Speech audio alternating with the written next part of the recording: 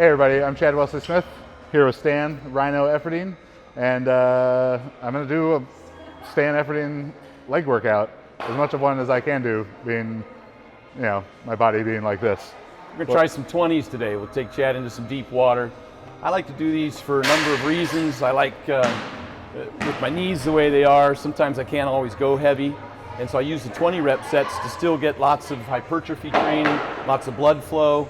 Increases my cardiovascular fitness and helps my conditioning quite a bit.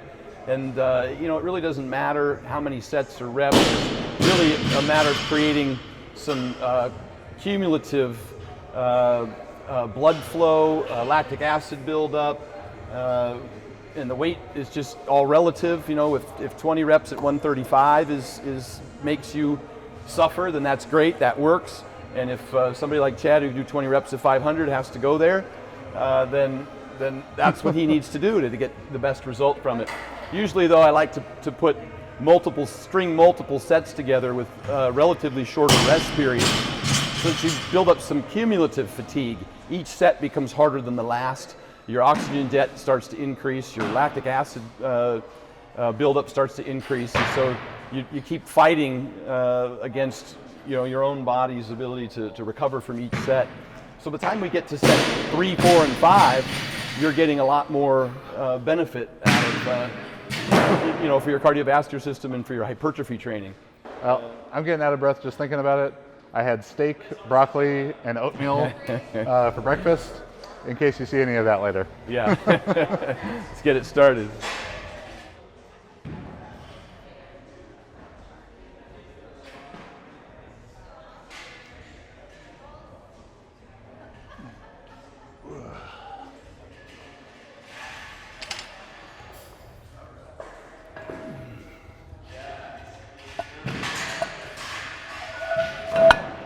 I should use the bumpers so I can look cool, but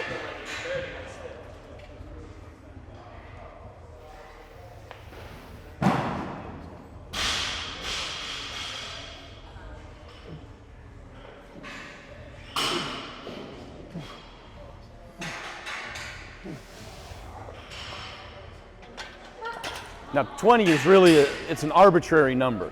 You know, we just picked the number 20. You can get hypertrophy at 5 reps, you can get it at 12 reps, you can get it at 20 reps. It doesn't matter. I selected 20 because when I do 5 rep sets in a fatigue range, I have to use a lot heavier weight, and so that'll break down my knees quicker, that'll create more lower back and central nervous system strain, so maybe I can't train as often. When I choose 20s, then I don't get nearly the physical strain on my knees or my lower back, so I can train them more frequently. I might even be able to do them every 48 hours. wow, And still recover, because it's mostly just lactic acid buildup, blood flow. You know, there's not a terrible amount of damage done. So the 20 is an arbitrary number. It's no magic to it. And you know, secondly, there's multiple different progressive methods that you can utilize so that over time you can change different things. You can add more weight, you can decrease the rest periods, or you can add more sets. And so there's 3 different ways to go at this each workout and still keep it hard, but not have to do the same thing all the time. so what would be a good goal for me to do today, you think? Like how many? Here's the thing, is you don't know till you get there. People always ask me, how many sets, how much weight, how many reps? Well, you don't know till you get there. And if you do, say, a set of 20 with 2 1/4, and then 2 minutes later you come back and do another set of 20, your level of fitness, particularly at something new, is going to determine how many of these sets and how short a rest period and how much weight you can use. And as long as you take yourself somewhere you haven't been before, you get your heart rate up, you get a massive pump in the legs, then that's kind of your set point. Now over time, try and do an extra set, try and do a little extra weight, try and do, so you can build into that. I started really, really light because, you know, historically I was a wide squatter with a vertical shin. Well, I wanted to change that, try and work more hypertrophy, so I did a high bar close stance, tried to sit a little lower, and suddenly the weight I could lift went way down. It was a little embarrassing, to be honest with you. I didn't videotape many of those workouts. And it took me many, many, many months to get to the point where I could work up to 315 for 3 sets of 20 or 405 for a couple sets of 20. It took a couple of years actually before I got good at that, because it's not my forte. Yeah, so my best ever in my best shape which is not the shape I'm in right now, is 500 for 22. Yeah. And the last time you were out here, I think we did the heavy, me and Jake were squatting heavy. Yeah. And Jake beat me, so I did 500 for 20 after that, because I knew he can't beat me at that. Yeah, and that's one set. And so I think of it in terms of what's the cumulative load. You know, I look at the pounds per hour or even the pounds per week approach in terms of hypertrophy training and the oxygen debt and building your cardiovascular system. So 500 for 20 is extraordinary, but 315 for 4 sets of 20 with a 2 minute or 3 minute rest is a whole nother animal. And so you really got to kind of put yourself in the position to say, which challenge am I going to put myself under today? Have you found at all that doing too light of a weight becomes more of a muscular endurance training rather than hypertrophy? Like it's not causing enough damage? I always believe that you do have to take yourself, maybe not on the first set, and maybe not even the second set, but by sets 3 and certainly by set 4, if you're only going to do 3 or 4, you have to be somewhere near failure, or be pausing, do the rest stops. So maybe you can only do 15 reps in a row. Then you got to take 3 breaths to get rep 16 and 17, and then take 4 breaths to get rep 18, 5 breaths to get rep 19. That to me takes you closer to that point at which I think that you've created the stimulus for change. Yeah, because that's something, with my background as a speed power athlete and track, and then even strongman stuff, like I've done things that are very, very impressive outputs that last about 1 minute. Yeah. Not saying I'm a 1 minute your man. Your wife says that about you. When I did 500 for 22, 59 seconds, all 22 reps. I rode within 1 second of the world record on the 500 meter, minute 14 seconds. The strongman events, 45 seconds, minute, maybe 90 seconds. Yeah. So. And people do select that as a time under tension. Yeah. And sometimes they'll do slower reps, but it's the same minute. Or they'll do the weighted carries for time under tension. So that could be one of the things that you tackle. But within that minute, if you can get yourself, if you don't get pretty close to failing, or get a massive pump to the point at which that you're about ready to exhaust, then you probably need to add weight. Yeah. You want me to start doing 20 with this one, or? Once you're warmed up, I usually take a couple sets to warm up, and then I'll start hitting 20s. Okay. And when I say warm up, I don't just mean the legs. Because it goes 0 to 100 on the heart. Do you know CPR? Yeah. Okay. We'll be good.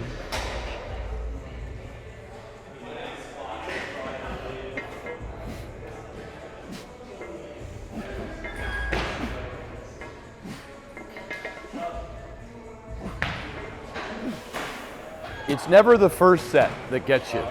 I know. And I take a stopwatch with me. When I do my banded leg presses, I put my stopwatch right on it. As soon as I get up, I hit it. And it's either, a 90-second or a 2-minute clock. And every single set, you get more and more tired, and you take you longer and longer to recover, and you're getting back under the load at a higher heart rate with less oxygen, than you had previously. So to me, it's the cumulative effect. All the guys, when I went up to Mark's place to deadlift, they were all pulling over 800. Savage, right? Well, as soon as we were done doing that, I walked over and did 3 sets of 20 with 315 on the squats. Nobody wanted to play. Yeah. They all went over and did a triple or a double. Well, shit that hurts for 5 seconds versus what hurts for a minute plus minutes after. And it's a totally different kind of hurt, the 20s. Yeah. The deep water is a place that'll take the man out of you quick. You want me to do like pyramiding sets up, or a top 20 and back down, you think? Or? I try and do 3 at the same weight because it gets harder each time as you pinch the rest period down. So I try and do 3 sets at the same weight. At leg press, I might do 7 sets of 25 on a 2-minute clock, and it's pretty much the same weight. But you're just sucking wind, and you have to really train yourself to breathe correctly between sets so you can get back under the bar.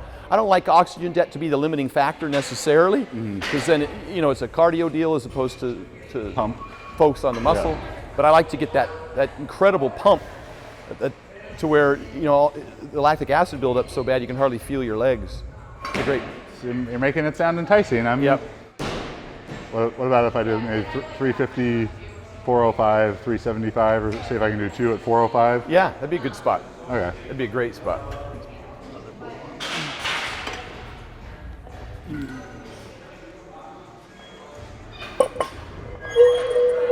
He said he knows CPR. And the rest periods make a huge difference. Yeah. That's why I put a clock on it, because the difference between 2 minutes and 4 minutes is enormous in terms of your ability to do more reps.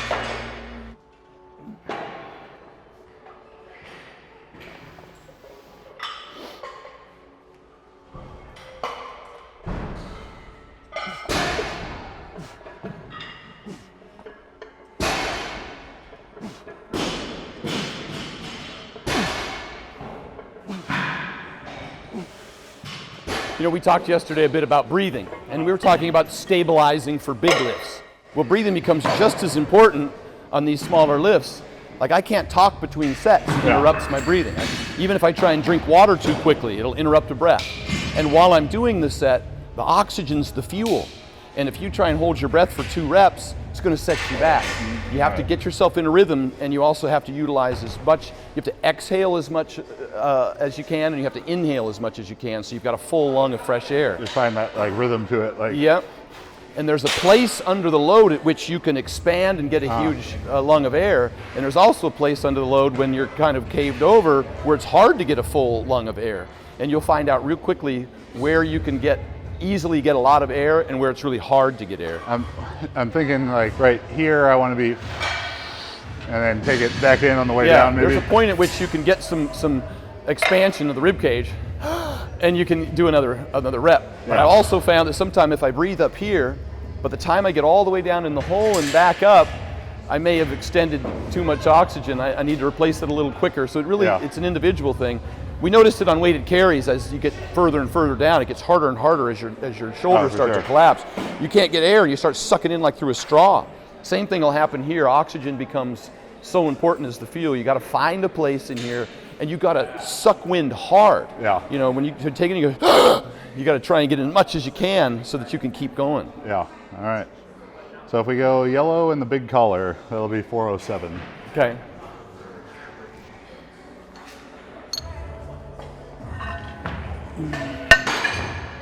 I'm very nervous about the next 10 minutes of my life. Well, ain't nothing to it but to do it, I guess. That's right.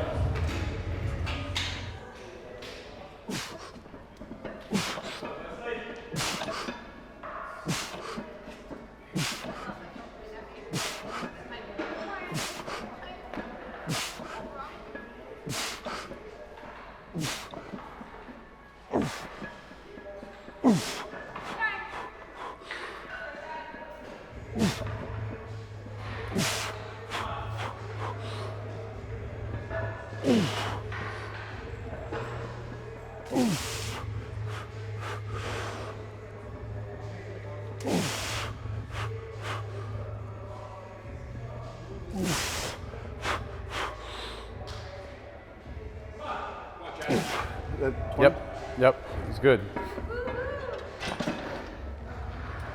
You feel that the air starts leaving you and you can't get enough oxygen in, and the burning sensation starts to come in. It's a great place to be. I think it does so much for you physically, athletically, as a contributor, as a way of building up your cardiovascular system, so there's a recovery and carryover effect to your powerlifting training. I just think it's huge. I wouldn't necessarily use it during the last 8 weeks of prep before a competition, but certainly any other time of the year, I think it's a huge benefit. And you can just breathe. You don't have to talk right now because you got to do another set. That's the thing about this. It doesn't end after one. We try and get a couple or 3 in for that cumulative fatigue to happen. It doesn't necessarily have to be the same weight either. If you need to drop down a little bit. When we started, I wanted to try and do 2 with this. So. Yep, it's a good place.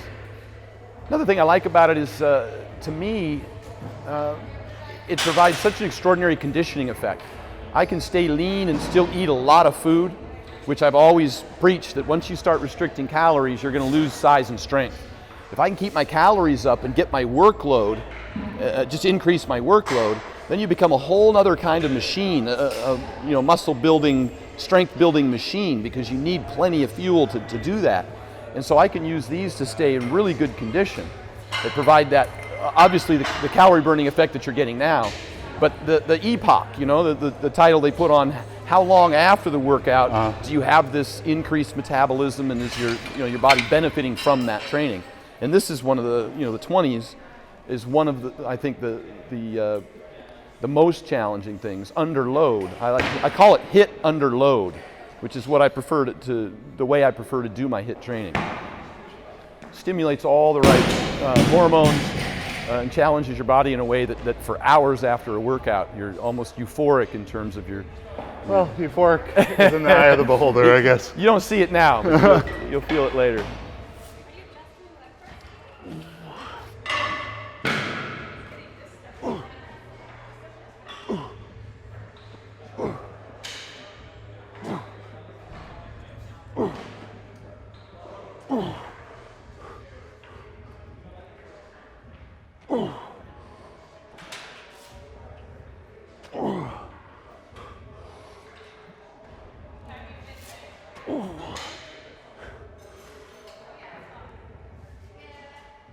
Oh, fuck. Go ahead and rack it.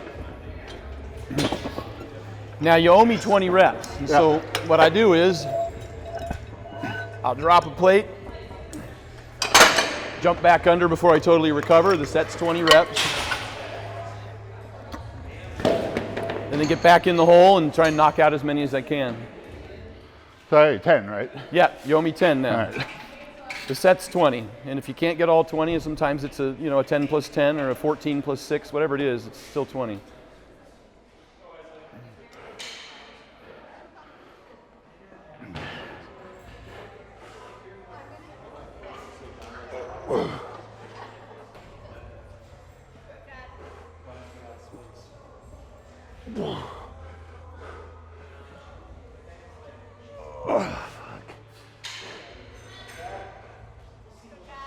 Good, let's pull one more. Holy shit. I did this with the team in Australia at PTC gym, and the whole group of them was just laying out on the floor when the thing was done.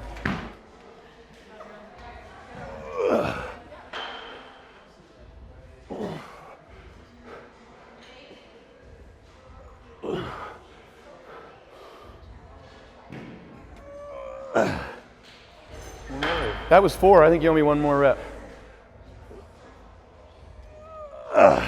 Nice.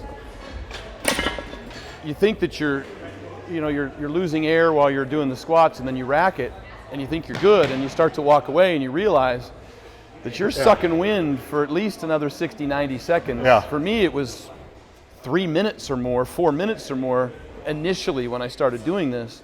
And then over time, I was able to gradually reduce my rest periods. I was recovering fast. My turnover rate improved. So it takes some time. But look at how you're sweating. 500 for 5, I'm going to do that to you. Tying my shoes.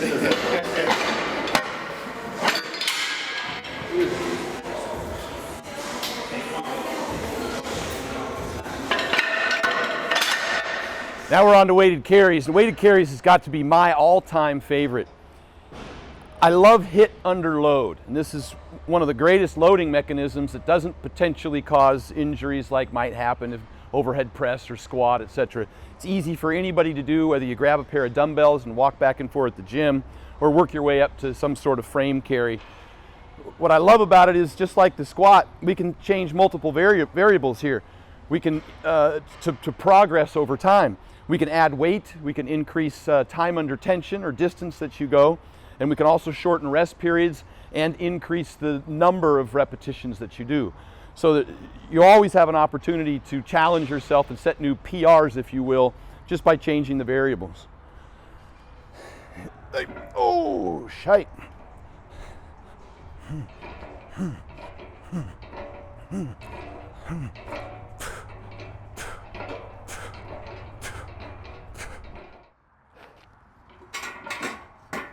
So I'm gonna have to go back to about circa 2012, my strongman days, and forget about the leg pump I've got going right now.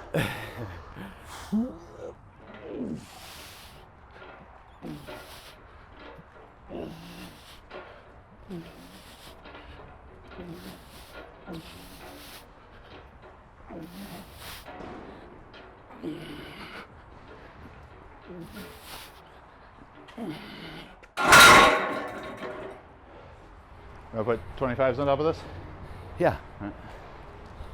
This is one of the best exercises, I believe, for tall athletes like basketball players or people who present with back problems, which I think is due to core weakness. And the core is a stabilizer muscle. It's not a flexor. And I don't like people to, when they have problems with their lower back, to go in and start doing a bunch of hyperextensions or stretching. I think it weakens the back. And the way to strengthen it without putting unnecessary stress on it is doing a core stabilization exercise such as the weighted carry. I've had a lot of luck with folks to be able to get them under load without injuring them and to reestablish the strength, the muscles of the abdominals, the obliques, and the lower back so that they can build the strength necessary to start to compete again. Especially with someone like a basketball player who probably has really bad leverages for squatting and deadlifting, you know, unique limb proportions. It doesn't matter, you know, my philosophy with training athletes, non-strength sport athletes, it doesn't matter if they squat, bench, deadlift, you know, because there's no bench presses, there's no squat racks on the court. Yeah. It just matters that the muscles get strong. They're presented with strength stimulus. Stability. Yep. Oof.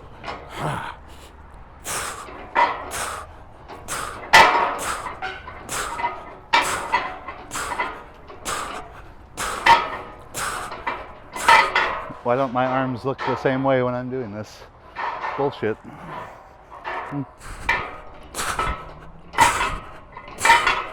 Let's go, Stan. Haven't had much practice on the... A little more awkward than the frame, eh? Yeah. One of the things that I think makes it tough to gauge and interesting too is someone can say I do 350 per hand farmers, but if it's not the same implements, it doesn't matter. It's very, very different. Ode Haugen had these old IFSA ones that were big metal tubes. Yeah. And loaded plates in the front and end of it, like little small 5 kilo Olympic discs. And because they were so wide, someone like me with really big legs, I'd pick it up and they'd be banging off my legs all the time and just shake it right out of your hand. Yeah. Where I could only maybe go 20 feet with those. I go 375 on real thin type of frame where there's nothing to hit your legs. Yeah. Because on Odes, if I didn't want it to hit my legs, I had to hold it out here, and then your wrist's at this weird angle. And yeah. I also see a lot of strong men have better core stabilization for big squats. Yeah. And powerlifters want to figure out, you know, how do I get stable in the core? This is an excellent way to do that, to overload the center of the system without a bar on the neck. For sure. And then when they're walking out big weights, they don't have as much instability. Yeah, whether it's farmer's walk or yoke, you know, I was doing strong people. I've walked every squat I've ever done out. Yeah. 970 out of a mono 992 is the most I guess I've attempted to squat. But oh my God, you walk it out. You know, Malanchev walks it out. Whatever. It's like, well, I've walked 50 feet with an 1,100 pound yoke, so taking 2 steps with 900 ain't really shit then. Yep. Exactly. All right, leg's still a little wobbly, but we'll go.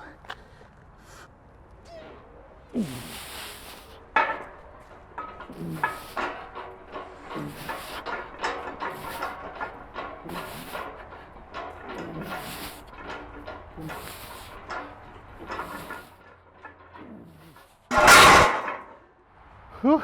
Awesome. Yeah, these I've actually done maybe just the last 2 weeks.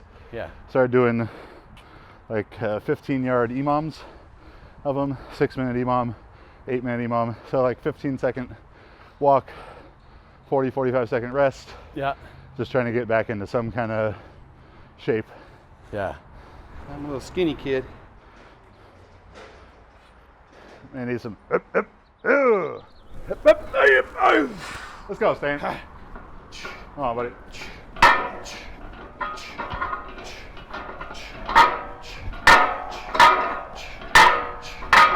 Go, start squeezing, bud.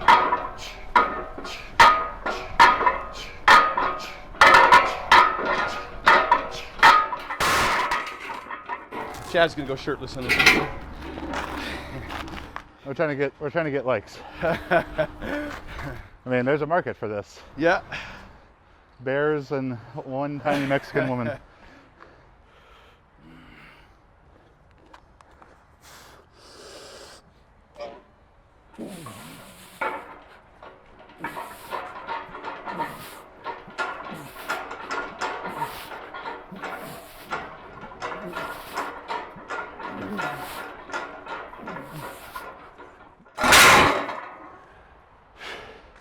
Making that look easy.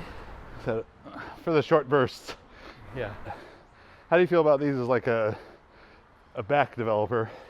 I love it. I notice a lot of trap Yeah. and lat on that as well. So even though you're not going through any particular range of motion, just that amount of weight Yeah. and then having to hold the tension on it. And there's some play as you move. It's been, I think, really good at developing the traps in particular. That's something I thought happened when I started doing strongman. I came in as like a 308 powerlifter and ended up getting a 340, 345 on about the same diet. Yeah. But yoke, farmers, max rep deadlift sets. Now, if I did a squat, 900 pound squat, maybe the whole thing, walk out, squat to re-rack, 10 seconds, 15 seconds. Yeah. When you start doing sets, 900, 950, 1,000 pound yoke, and it's on your back for 30 seconds to a minute at a time. Yeah, there's so much more time under tension. Yeah. Such high load. Yeah. And it seems so obvious to us, but a lot of people don't appreciate the value of being under load. The squat, the deadlift, the weighted carry, the overhead presses. Anytime you can get under the weight. I talk about how astronauts, when they go to the moon, one of the biggest things that they have a problem with is maintaining muscle mass because there's no gravity. Yeah. Well, let's flip that on his head and let's double the gravity. And do that as often as possible. You know, every workout if you can. Squats one day, deadlifts another, weighted carries another. Now you're constantly under load, and the body's like a toilet paper tube. You keep stacking weight on it, toilet paper tube will collapse. Your body will thicken. And where I was a skinny kid, before I started putting a lot of weight on my body, I was able to, people talk about trying to get thickness from front to back, you know, from the shoulder, the chest, and the lats. And that happens from being under load, and your body thickens to adapt to that. Forcing adaptation. Absolutely. And your body knows it's either adapt or die. Yeah, yeah. Let's do one more since we're here. All right.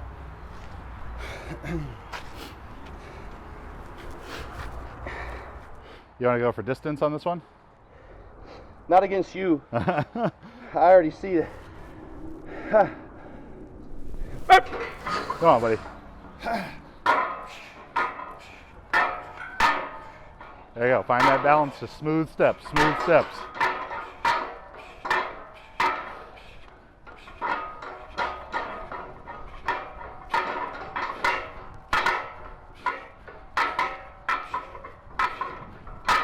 There you go, bud.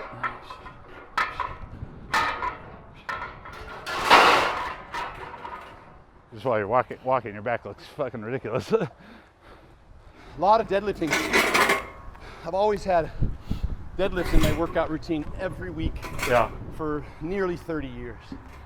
And this is along the same lines. The powerlifters overlook or are scared of what strongmen do.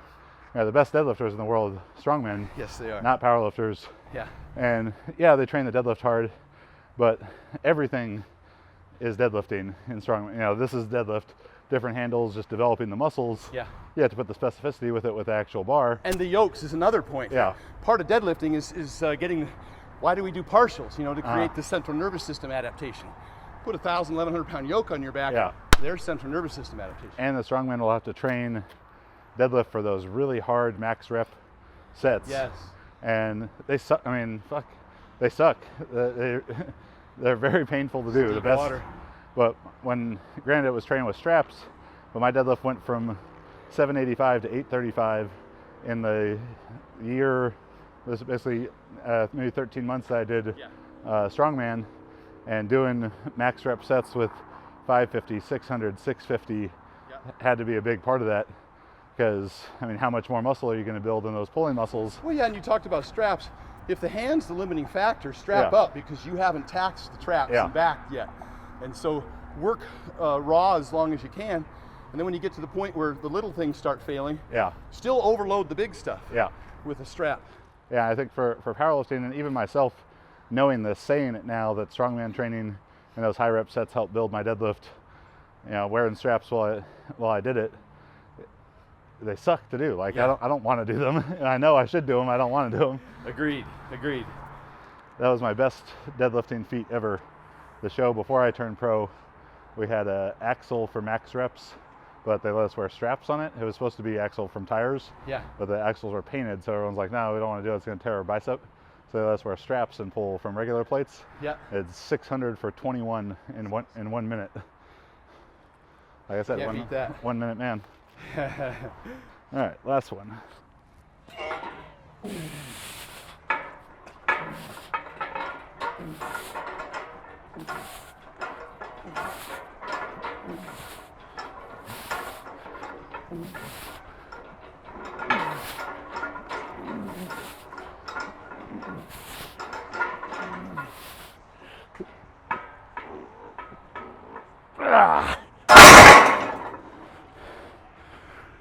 Put that part on a loop, make it look like I did 20 shrugs.